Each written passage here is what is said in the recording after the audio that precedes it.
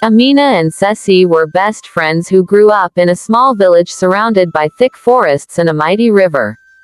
Every evening, they walked to the river with clay pots balanced on their heads, laughing and chatting along the way. The village elders often warned them, "Do not go too deep into the river. There are spirits in those waters." But the girls never listened. One evening, curiosity got the best of them. "Let's go a little further," Ceci suggested. "Maybe we'll find clearer water." Amina hesitated but eventually agreed. As they stepped into the deeper part of the river, the air felt colder. The water shimmered strangely under the fading sunlight. Something didn't feel right. The moment their feet touched the deeper water, the river began to ripple unnaturally. A soft hum filled the air, like a song with no words. The girls looked at each other in confusion. Then, mist rose from the water, and glowing figures emerged. Their eyes were bright, their voices echoing like a whisper in the wind.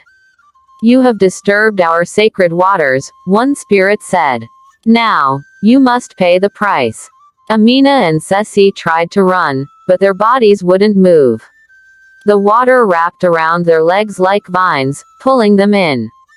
"No, please let us go," Amina cried. But it was too late. A sharp pain shot through their bodies. Amina gasped as her arms stretched unnaturally, turning into thick, scaly coils. Ceci screamed, but her voice faded into a deep, eerie hiss. Their legs fused together, their skin turned rough, and their eyes glowed golden. In a matter of moments, they had become enormous snakes, their bodies glistening under the moonlight. The spirits circled them. "You belong to the river now. You can never return." Amina and Ceci wanted to cry, but snakes had no tears. At first, they were terrified. But over time, they discovered their new abilities. They could move faster than the wind, see in the dark, and control water with a mere thought. Days turned into weeks, weeks into months. They swam through the deepest parts of the river, exploring its secrets. But deep inside, something was missing. The laughter of their village, the warmth of their families, it all felt like a distant dream. One day, they looked at each other and knew. "We must go back," Ceci whispered. Ignoring the spirit's warnings, Amina and Ceci slithered out of the river and headed toward the village. The moment the villagers saw them, they screamed. "Monsters!" someone shouted. Amina and Ceci tried to speak, but only low hisses escaped their mouths. "Wait, it's us, Amina and Ceci," they wanted to say. But no one understood. The villagers grabbed torches and spears, ready to fight. The people they once loved now saw them as threats. A spear flew past Ceci's head. "Why are they attacking us?" she hissed. Pain and anger filled Amina's heart. "They abandoned us." The sky darkened. The wind howled. The river behind them roared.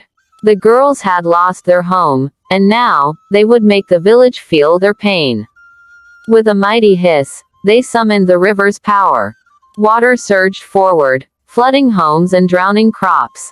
Trees snapped like twigs. The villagers screamed for mercy, but the girls were blinded by fury. Then, an old voice cut through the chaos. "Enough." The village elder stood firm, holding a glowing charm. The elder began to chant. A bright light surrounded the serpents. Amina and Ceci felt their power fading. They thrashed and hissed, but it was no use.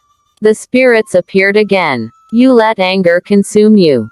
Now, you will never return." A final wave crashed over them, pulling them back into the river.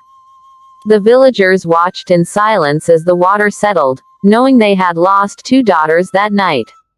And from that day on, no one ever ventured too deep into the river again. The elder began to chant. A bright light surrounded the serpents. Amina and Ceci felt their power fading. They thrashed and hissed, but it was no use. The spirits appeared again. "You let anger consume you. Now, you will never return." A final wave crashed over them, pulling them back into the river. The villagers watched in silence as the water settled, knowing they had lost two daughters that night. And from that day on, no one ever ventured too deep into the river again.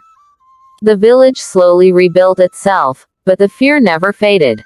Parents warned their children never to go near the deep waters, whispering the tragic tale of Amina and Sessi. Some say, on quiet nights, you can still hear their voices in the wind, calling out from the river. Others believe their spirits watch over the waters, waiting for the day they will be remembered not as monsters, but as the lost daughters of the village. And so, the legend of the two serpent sisters lived on, forever a reminder that the spirits of nature should never be taken lightly. And that, my friends, is the chilling legend of Amina and Sessi, the two girls who dared to defy the river spirits and paid the ultimate price. What do you think? Were they victims of fate, or did their anger lead to their downfall? Let me know in the comments. And that, my friends, is the chilling legend of Amina and Sessi, the two girls who dared to defy the river spirits and paid the ultimate price. What do you think? Were they victims of fate, or did their anger lead to their downfall? Let me know in the comments. If you enjoyed this story, don't forget to like, share, and subscribe for more amazing tales. And remember, some legends are more than just stories, they are warnings. Until next time, stay curious and stay safe. The end.